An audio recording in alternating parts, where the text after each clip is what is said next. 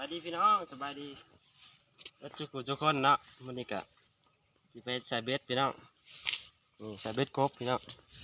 อยู่ห้วยพี่น้องไปใกล้ๆเดี๋ยวจังได้กับรอรุ่นน้ำกันพี่น้องสีมานบอกหมดแรงนี่ไป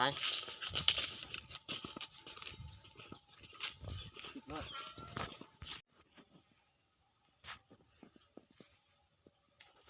พี่น้องล้างแรกพี่น้อง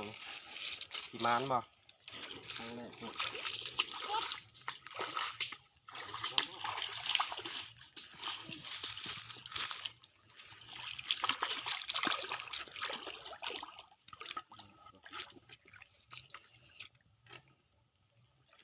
สิมานบ่เนาะรุ่นน้ำกันพี่น้องมาแรงอย่าลงไปตีมันน้อย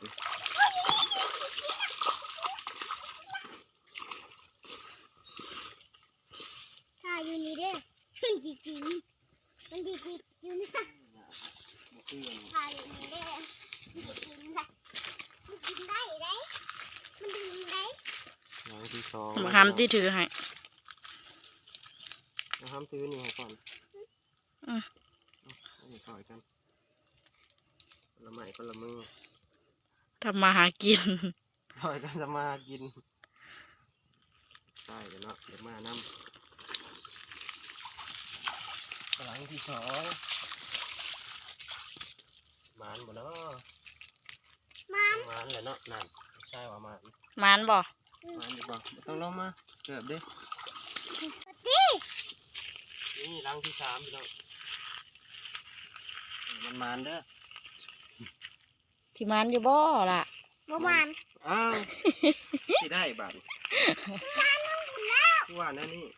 ไปย่างมานั่นนี่ไปนั่งพอไปปีละเตเบ็ดงานจากลุยแต่น้ำ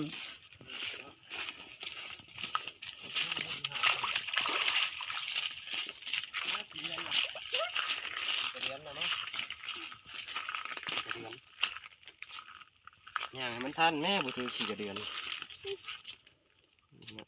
ใช่ขี่กระเดือนเบ็ดทางบ้านมาบอสก็สิเป็นแบบนี้พี่น้องบางบ่อนกับบุคือกันเนาะไปย่างผู้ถือขี่กระเดือนผู้ถือไส้เดือนนะอันนี้ก็เป็นด่างสุดท้ายเลยพี่น้องสิมานโบราณสุดท้ายนี่ถ่ายรูปน้ำกันพี่น้องหมดแรงนี่มันมานเด้อพี่น้องได้เวลาแล้วได้เวลาควรแล้วได้เวลาพยายามเบ็ดพี่น้องเราไปลุ้นน้ำกันที่ใดบ่ได้ไป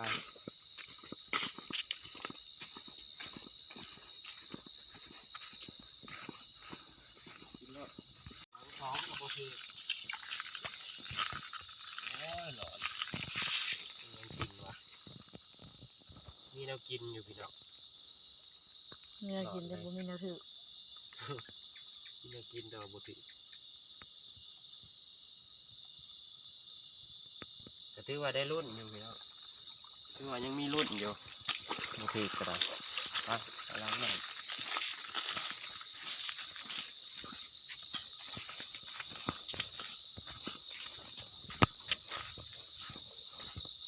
ยังพี่น้องมีเสียงข้างหน้าถือพี่น้องถือโอ้ถึงแล้วพี่น้องมาแล้วนี่ตัวแรกแหกมานพี่น้องนี่ตัวใหญ่ได้ยังตัวใหญ่เติบครบน้ำยามนี้มันใหญ่เลยพี่น้องมันจะตัวใหญ่โอ้ราคาจะเหลือได้มานแล้วตัวแรกแหกมานพี่น้องไปหลังไม้ไ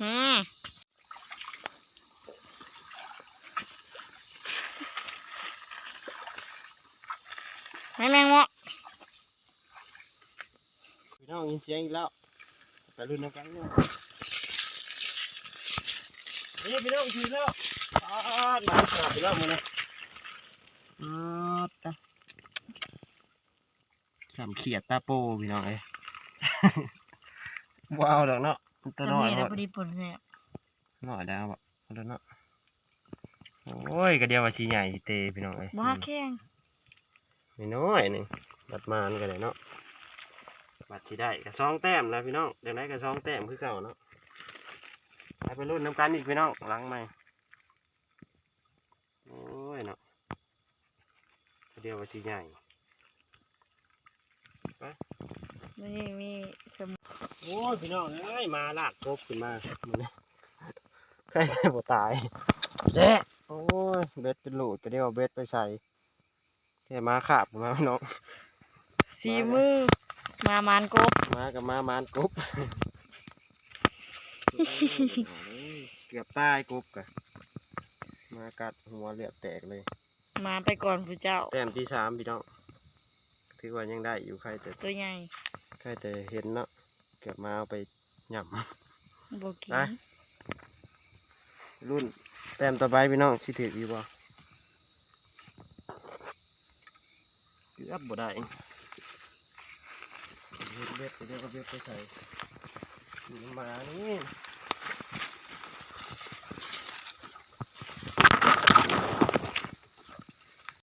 แล้วพี่น้องเอ้ยเบิ่งเนี่ยมาอีกทีเลยถือก็ได้โอ้ยก็ขี้ตายกู ผู้เจ้าบ่ทันมา มามันไปก่อน นี่ตัวการนี่ตัวการนี่ อีนี่แล้วอีแดงนี่ ชุดยอด โอ้ตายบ่ ไปก่อนผู้เจ้าแล้วไปคบกบผู้เจ้านี่ นี่พี่น้องแต้มที่ได้แต้มที่4เนาะประมาณอยู่พี่น้องตัวใหญ่แต่ว่าคือสิบ่รอดแล้วกบ โอ้อยู่นะ ให้ไวต้องให้ไวกว่ามา ไม่ได้บ่ได้มามันไปก่อนอยู่แล้วเขาบ่ได้เห็นจ้ะ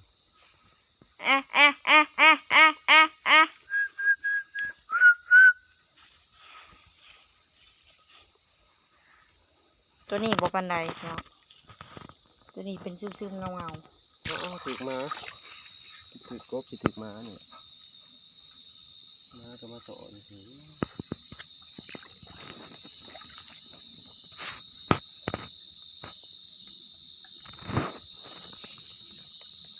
ยังคือถ่ายบุถึกจำพี่น้อง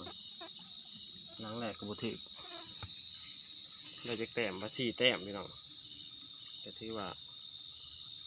ยังใครอยู่เนาะ ถึกอยู่พี่น้องก็ได้อยู่เดี๋ยวไปเบิ่งมืออื่นพี่น้องสิได้บ่ได้เดี๋ยวไปรอรุ่นน้องกันพี่น้องมืออื่นไปถึกแล้วพี่น้องถึกแล้วยามกลับคืนถึกแล้วพี่น้องมาเบิ่งยังหมานอยู่ได้พี่น้องสิเมื่อไหร่ก็ยังหมาน ๆขาย่างมาบัดพ่ออีก มันปลาไปเฮิงนี่ก็หลุดแล้วนี่ให้แต่เข้ามา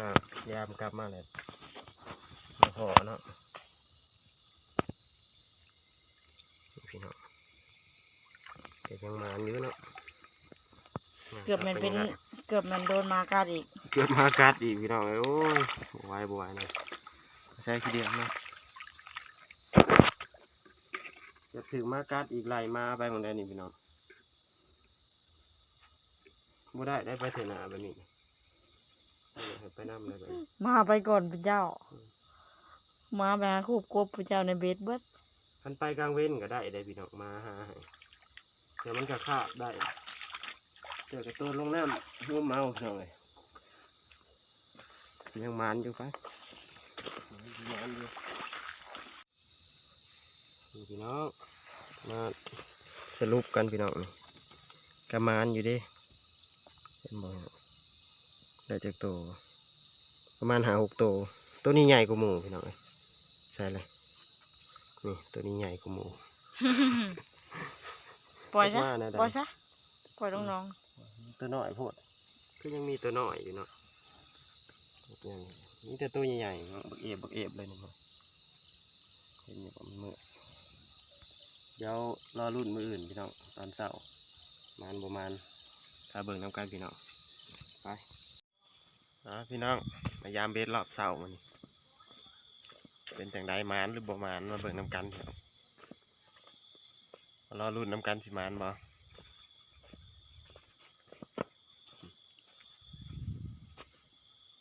เศร้าๆพี่น้องเราเป็นบ่ทันขึ้นเลยไปรุ่นน้ำกันพี่น้องได้ยินเสียงถึงแล้วพี่น้องถึงแล้วนี่หลังแรกถึงหลังแรกแขกมันแต้มแรกมาแล้วนี่มันพี่น้องแต้มแรกมาแล้วเช็คนี่พี่น้องตัวใหญ่เติบเดี๋ยวไปรุ่นเต็มต่อไปสิได้บ่สิมานบ่พี่น้องเบ็ดติ้งข้างหน้าพี่น้องเบ็ดติ้งล้างเมื่อคืนนี่ถึงเมื่อคืนนี่เนาะตัวน้อยๆดิเด็กตัวน้อยๆล้างนี่แหละเป็นไงถือคือเก่าพี่น้องแม่นตัวเก่าบ่นี่เอ้ยตัวน้อยเถอะวะเนี่ยได้ว่าบอลนี่มีแต่ตัวน้อยๆบ้างเนี่ยพี่น้องโอ้ยสิบ่ได้เอาแล้วนี่ปล่อยแล้วนี่พี่น้องโอ้ยถือแต่ตัวใหญ่ๆคือมาอันแต่หลังนี่ ถืออยู่แต่ว่าตัวน้อยพี่น้องคือจะบ่ได้เอาดอกน้อยโพดสำกับมือขึ้นนี่พี่น้องหลังนี่เป็นจังสี่พี่น้องถือได้นี่ว้าอีแดงโอ้ยเอากบกูไปบ่ว่าดแม่นเลยพี่น้องมันตายพี่น้องเจ๊โอ้ยเอากบมาพี่น้องขาบมาจนตายเบิดกบโอ้ตัวมาหอดเถียงเลยพี่น้องมาลุ้นมาเบิ่งน้ำกัน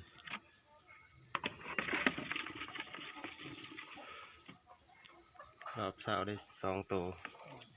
ตัวที่3ตัวน้อยบ่เอาเนาะตัวถึงตายโอ้มาเห็ดตัวนี้มากัดจนใส่โปดตายเลยนี่พี่น้องผลงานของเราพี่น้องมาฮอนนี่ก็สิได้จบคลิปเพียงเท่านี้เนาะถ้ามาคลิปนี้ก็ฝากกดไลค์กดแชร์กดติดตามเพื่อเป็นกำลังใจให้บาบอสนะเด้อยังไงก็เมื่อนี้ก็ขอกล่าวคำว่าสบายดีพี่น้องสบายดี